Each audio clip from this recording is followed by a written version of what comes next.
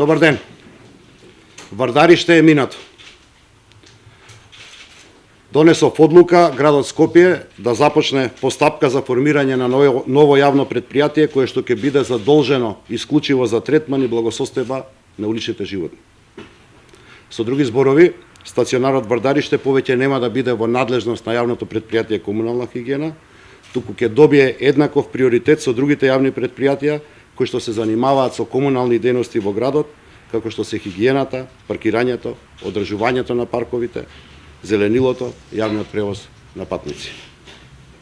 Новото јавно предпријатие под своја надлежност во целост ги превземе сите активности кои што опфаќаат заловување на животни скитници, нивна стерилизација, ветеринарна грижа, регистрација и процедури за вдомување од страна на заинтересираните граѓани. Постапката околу формирањето на новото јавно предпријатие тече паралелно со процесот на чипирање на домашните миленици со цел истовремено кога ќе заврши овој процес да почне да функционира новиот стационар на градот Скопје. Го спречуваме механичкиот прилив на животни на улиците од неодговорните сопственици и новиот систем ќе овозможи полека, стратешки нашиот град да се справи со овој проблем. Затоа што овој проблем е таков кој што бара инволвирање на повеќе институции на локално и национално ниво, вклучување на граѓанските активисти и здруженија со цел бројот на кучињата скитници да биде сведен на минимум, на начин што ќе се обезбеди нивна благосостојба, но истовремено ќе гарантира и безбедно и непречено движење на граѓаните на јавните градски површини. При тоа, имам во предвид дека Скопје не е изолиран остров и дека едностран пристап во решавањето на овој проблем само од страна на градската администрација нема да води кон посакуваната цел. Треба да знаеме дека проблемот на кучињата и миграцијата нивна не може да се решава со правилници, закони, стерилизација и слично, туку со одговорно однесување на сите институции кои што имаат допирни точки со овој проблем. Ова значи дека не постои инстант решение со кое кучињата ќе исчезнат од улиците. Но тоа не е и не смее да биде изговор на институциите да бегаат од решавањето на овој проблем.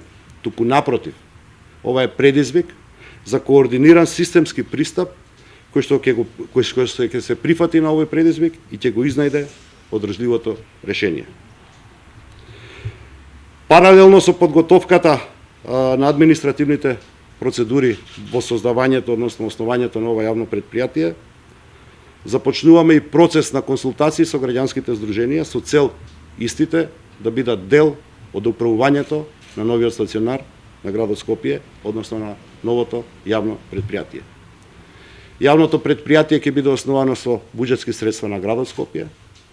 Оние кои што досега сме ги давале, ќе ги зголемиме. Средства финансиски од комунална хигиена, оние кои што досега ги давале, ќе ги зголемиме.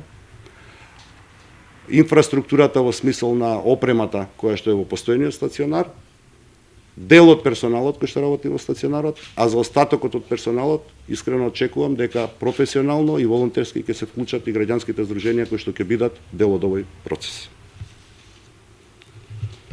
Со овој чекор решавањето на овој проблем го ставаме повисоко во приоритетите на нашата листа и на тој начин наскоро граѓаните на Скопје ќе можат безбедно да се движат по улиците, без при тоа да биде доведено во прашање благосостојбата на животните.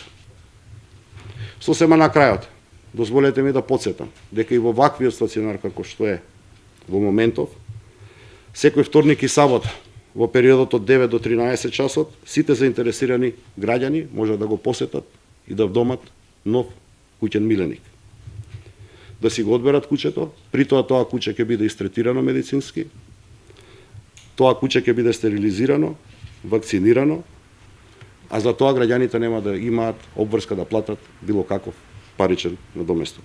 Секој граѓанин што вдомува куќе мора да пополни само формулар со кој што ќе ги даде своите податоци и ќе се обврзи дека ќе биде одговорен сопственик на ова животно.